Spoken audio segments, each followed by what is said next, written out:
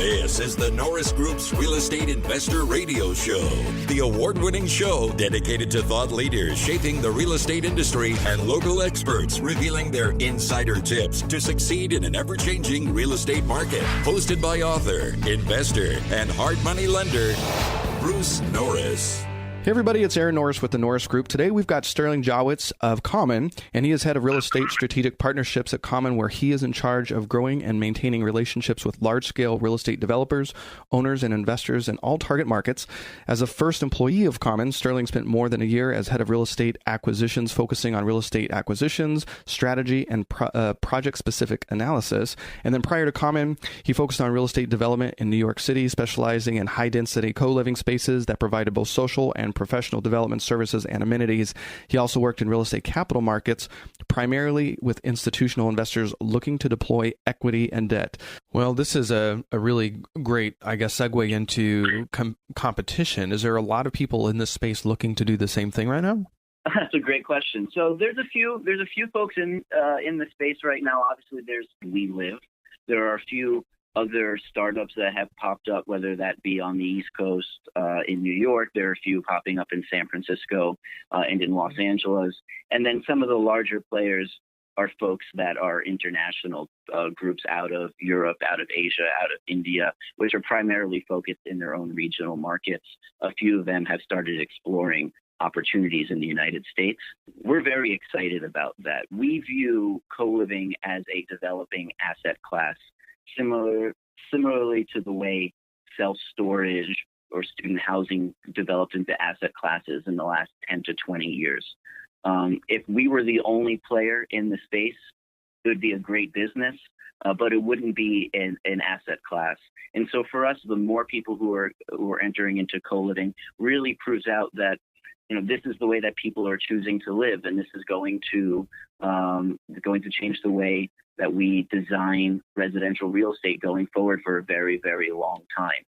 And so we get excited about hearing new players entering into the space. People who are entering into co-living today are getting a significant premium for entering in at such an early stage, as they did in those other asset classes that I mentioned earlier. And as you see the asset class develop, you're in theory and most likely going to see a compression in cap rates that I think you're going to trade at. And you're going to see a tremendous amount of value being created there. Let's talk a little bit about the different markets you're in. What different city metropolitan areas are you currently located in? Yeah, no problem. So we launched in New York, and we're currently operating in New York City, Washington, D.C., Chicago, and in the Bay Area. So in the Bay Area, we both have San Francisco, Soma, as well as in Oakland. Any expanding into other markets right now, or are you really just focused on those four main metropolitans?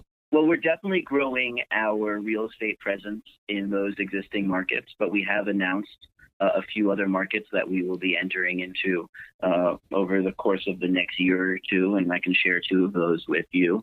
We have announced some projects in Los Angeles that will be opening up throughout 2018 and 2019. And we also have announced a project in New Orleans that will be opening up 2019 as well. Wow. And that's a very exciting ground-up development project. Do you see micro-living and other shared housing? I laugh because there's one, I've talked to Mom about the radio show before. It's a pod share, I think it is. So do you see those as competition or just different sort of asset classes on their own? I think they're different. I think someone who's choosing to live in a micro unit is very different than someone who's choosing to live in a shared housing facility like Common. That being said, co-living or community experience-based living can exist throughout all of that. So I wouldn't say we would necessarily shy away from building these smaller micro units in some markets that might make more sense. But then the focus really becomes on creating that sense of community, whether it's in the physical space and creating those kind of extension of living room spaces, whether that be floor by floor or every other floor, but also on a programming sense. And I think from the research and study that I have done on the micro housing world that currently exists here in the United States, that's where they're ultimately kind of missing out on is the experience, is the community, is the technology. and in some regards, the design and providing all of that through design and technology. It's interesting. You guys are somewhat new, starting just in 2015, but do you have a sense of your expected length of stay on average for your tenants? So we're currently seeing just north of a 70, actually close to an 80% renewal rate on our 12-month agreements, which is even higher than traditional kind of market rate multifamily renewal, which is very, very exciting, which to us shows us that this is not transient housing. This is not something that people are coming to just to kind of get their feet wet and get, acclimated to a city and then move out. They really view this as long-term housing. We can confidently say, based off of the data that we have, that people are going to stay north of 2 years, average probably closer to 3. I think this is a really great segue into the politics of it all, especially in markets like New York and California. The lack of housing has really just started to get political. There's lots of talk about everything from getting rid of rent control at the legislative level. What's been the response from cities that you're entering into? Are they excited about the concept? Yeah, we've had a tremendous amount of positive responses, from the local community, whether it be local politicians, community members, really embracing what we are doing. In the state of California, we're only open in San Francisco. We are not open in Los Angeles yet. Of course, when we enter into a new market, we spend a lot of time meeting with local community leaders and meeting with local politicians. And then once the property is open, we very much try to engage with the local community, whether that be in local businesses, local events, and really trying to get our membership and our tenant base involved in the local community. But from the response that we've had so far in the markets that we're going into is, this is a housing, the type of housing that is very much needed. It is not, we don't design and build for this, but it's the way that people are choosing to live.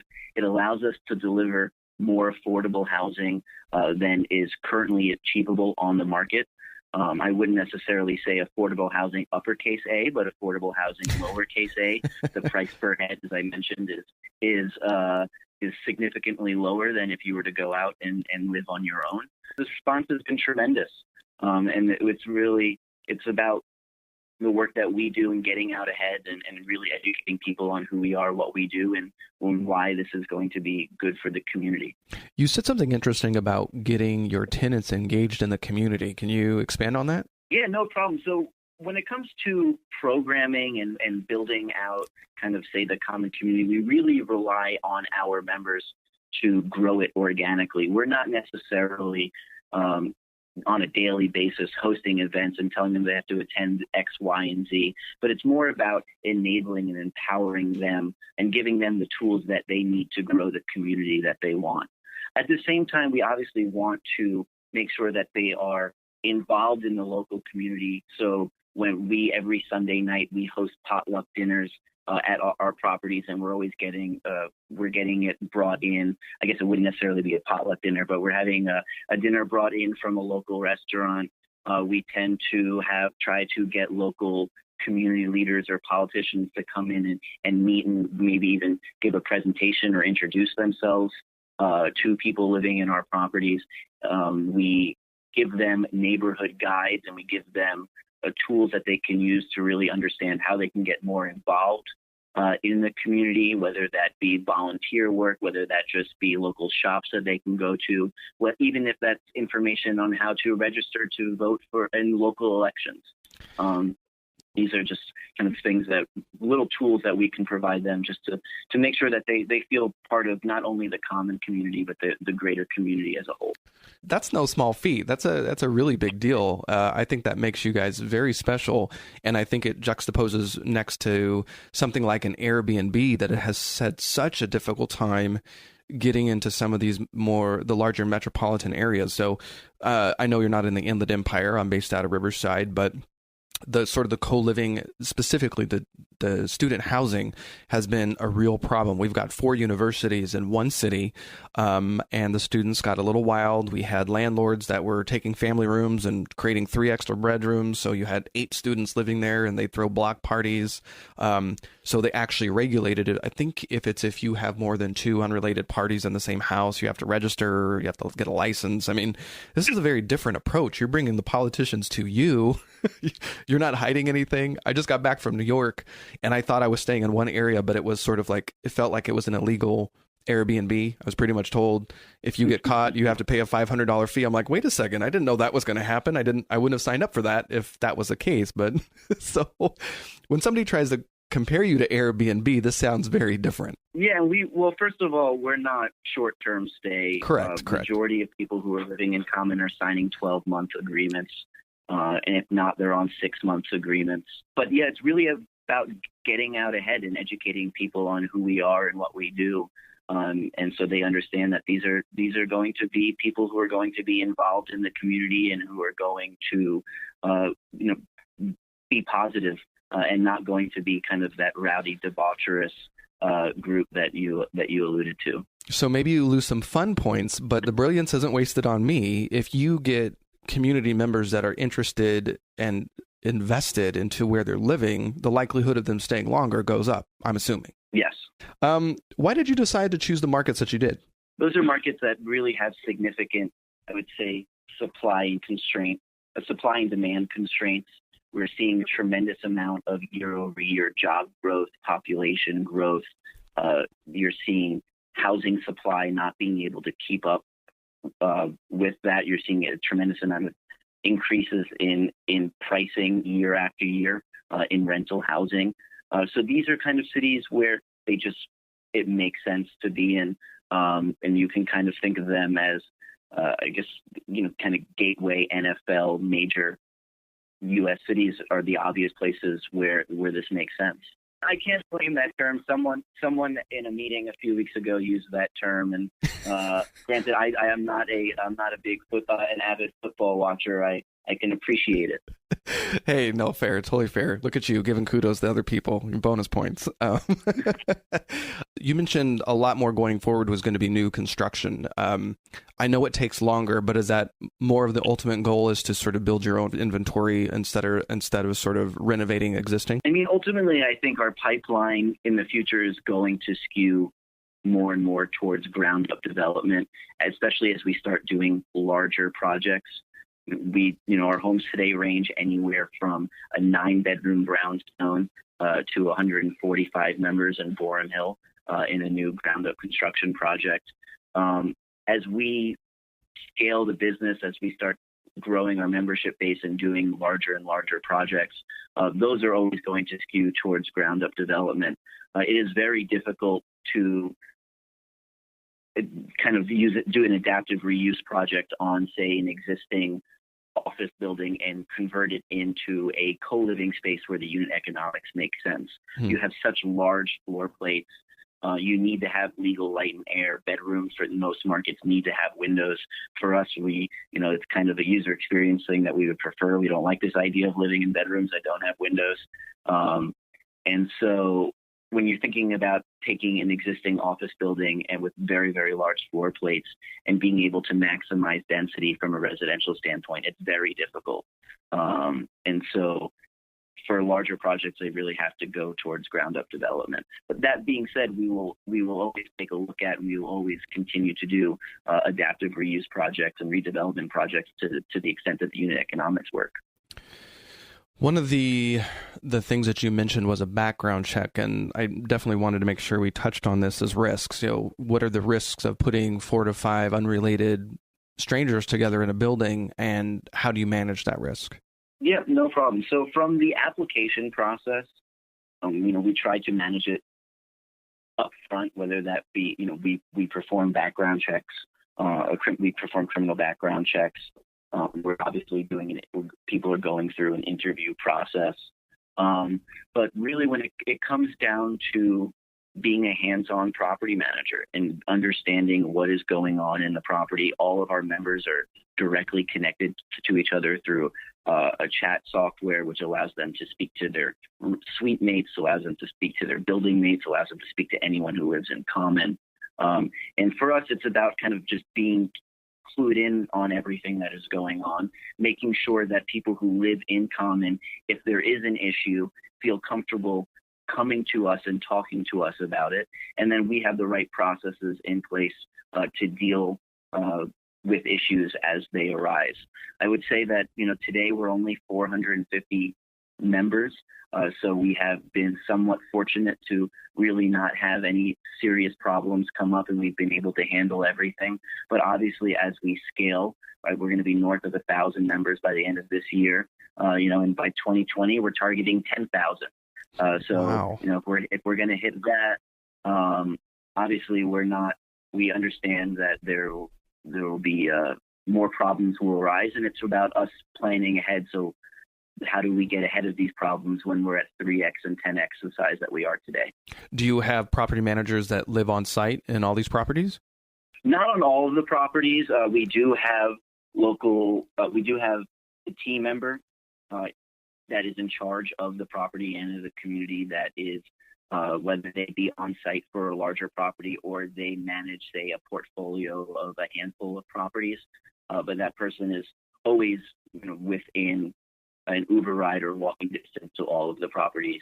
And to the extent if by, say, zoning or by code, you're required to have a super or property manager on site, living on site. Of course, everything we do is to code, whether that be through the design process, the building process, the operation process. And so we will have someone on site if need be.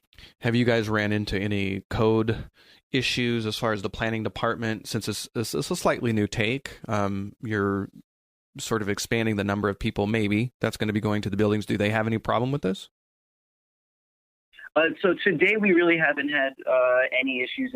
We have, as I said, with the local politicians, also have gotten out ahead and educated the local Department of Buildings and inspectors and the appropriate parties on who we are, what we're doing, what we're following, how what we are building is in line with local zoning codes, and we make sure that we consult with the appropriate legal counsel before entering into any market to make sure that we're crossing our T's and dotting our I's, and that we're not going to have a violation or have something that that we build something that we didn't know was at odds with zoning or at odds with some would cause some sort of violation. So we very much try in every instance to get out ahead of any problem, whether that be on the design front, on the permitting front, on the zoning front, kind of on all of it. Have you had any cities approach you to please build more? We have talked to a few cities about building housing for them and what it means to build affordable housing for them. I would say, though, it's very interesting is a few cities have talked to us about, when the typical developer or affordable housing developer is building an affordable housing development, it's usually comprised of studios, 1 and 2 bedroom apartments. And that's typically because the code is dictating what those price points need to be in terms of how they're tied to AMI. And that's kind of the extent that it covers. That being said, you're seeing a larger and larger part of the population that needs some form of government subsidy housing, being families and being these larger groups of people where larger units, 3, 4, 5, even 6+ bedroom apartments would be incredibly, incredibly beneficial to them. And so we're actively, we're always having conversations with people about how we can utilize our design and our layouts to deliver housing that's affordable, and whether that be uppercase A or lowercase a affordable housing. Okay. What do you see as sort of the future of co-housing? Co-living is nothing new. I mean, people have been living with roommates throughout all of history. And if you kind of look at the macroeconomic shifts that are happening in today's environment, it only kind of points to that growing. People are delaying marriage. So in the 1960s, the average age of marriage was somewhere or close to 23 years old. And today it's just shy of 30. People are seeking a more flexible kind of work-life balance. People are becoming increasingly independent and are choosing access over ownership. So you're seeing kind of the sharing economy boom. People aren't buying homes. They aren't buying cars. Forbes ran a piece on access over ownership, and it was 78% of millennials would choose to spend money on an experience or an event over buying something. On top of that, you have a decrease in the number of people moving out to the suburbs year over year, and an increase of people who are moving into cities that are just becoming denser and denser, and the ability to build is not keeping up with the growing population. And people are choosing to live with roommates later in life. So people, with marriage getting delayed and all those other things happening, people are living with roommates now, not only in their 20s, but in their 30s and even later. And so all of this points to co-living kind of not being a passing fad, but kind of being an emerging and growing asset class that's here to stay. I mean, you're seeing in most major markets, you're seeing a lot of, rents are dramatically increasing a lot faster than incomes are growing. I believe from 2000 to 2010, we saw something like nationally, rents increased 12% and median income fell by 7%. So all of that combined is kind of the perfect storm for delivering, our solution, Common. Well, and it's just really interesting. The way that you're approaching it is just pretty brilliant in the way that you're getting people to plant roots. I'm sure it's very well thought out, but I had no idea the level of detail you guys are going into creating experience. It says on the website, the board that you were talking about, the program, the technology is Slack. So the transparency as well. If people want to complain, it's out there for people to see. I think most landlords are like, forget that. I don't want my tenants talking to each other. I think that's really what sets us apart from other property management companies that exist. I mean, we're really trying to drive home this idea of knowing your neighbor and creating that sense of community and making those people feel like they're at a sense, have a sense of home and have a sense of ownership over their space. But you can really only enable that if you have their ear, if they have a complaint, if they have a problem, if you're willing to listen and you're willing to solve their problem. And so for us, we do all of the repairs and maintenance or complaints or ticketing is all done, whether that be on Slack or on our website or through our membership portal. We have a very, very fast response rate where repairs and maintenance requests are getting fixed typically on the same day, definitely within 24 hours. We're responding to any ticket within 10 minutes, making sure that the member knows that we recognize that they're having a problem and that we're going to address it and take care of it within the next 24 hours. Back when we had a handful of properties open, I think we had 3 or 4 properties open. We were around 100 people in membership. Someone posted to the member Slack channel, wouldn't it be great if the common homes had blenders in them? And I believe that happened around at 7 p.m. on a Tuesday. Not going to lie, 8 a.m. Wednesday, every suite in Common had a blender in it. Now, it's a great example, but I'm not going to say that we would do that for everything. So we obviously people come and they post that, it'd be great if every suite had a garlic press. We're not going to run out and go and buy every suite a garlic press.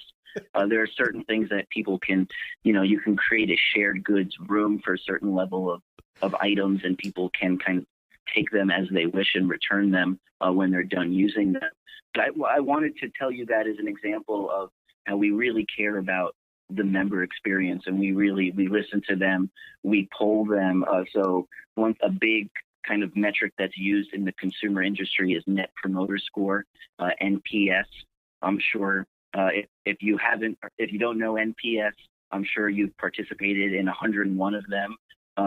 You get asked a question, how likely are you to recommend this product or service to a friend or family, 0 through 10? And we track that after they move in. We track it once they've been in the home for a few months. We track it after a half a year. We track it upon renewals. And it's just to make sure that people are enjoying the experience that they're having and they are enjoying living in Common. And I can't think of any other property management company out there that cares at all about that. I agree. Well, I just really appreciate your time. We've run out of time, unfortunately. Can you give the website one more time if people are looking to find out more about the company? Yeah, no problem. It's common, COMMON.com. Well, we'll check in every once in a while to figure out how things are going. And thank you so much for taking the time today, Sterling. Thank you so much, Aaron. I really appreciate it. For more information on hard money loans and upcoming events with the Norris Group, check out thenorrisgroup.com. For information on passive investing with trust deeds, visit tngtrustdeeds.com.